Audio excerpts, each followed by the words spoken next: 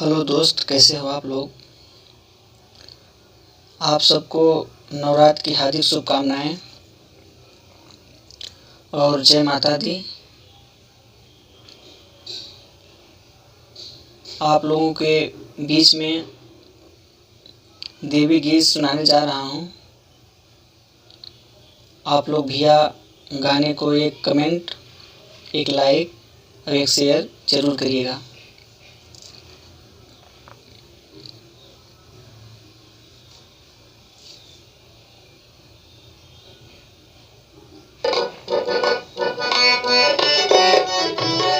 अर्जी इतने बाटे हमरो भाग जगाए दे तू, फूलवे बनाए दे तू हो।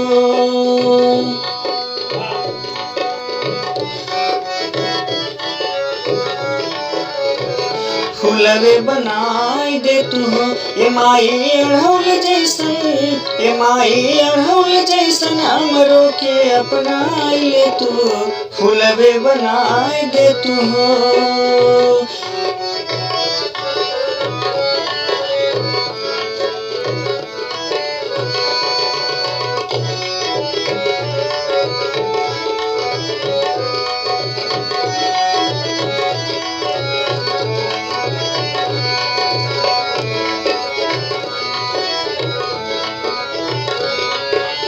सजिया सवेरे तोहर चुमती चरनिया, हो जाई सवारत मैया मोरे जिंदगानिया।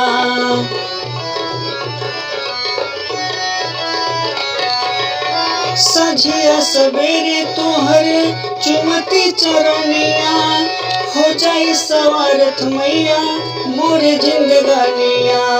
सजिया सवेरे तोहर चुमती चरनिया, हो जाई सवारत मैया मोरे जिंदगानिया, हो जाई सवारत मैया मोरे जिंदगानिया।